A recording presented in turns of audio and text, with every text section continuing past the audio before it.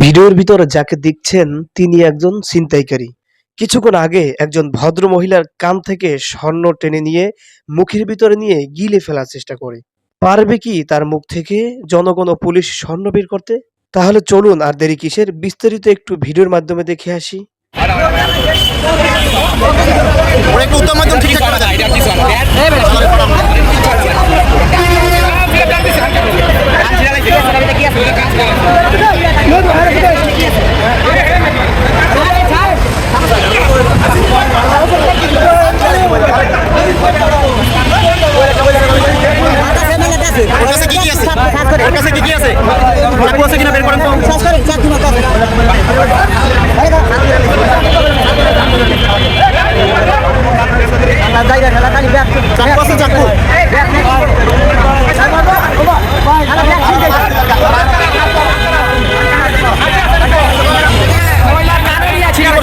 ভাই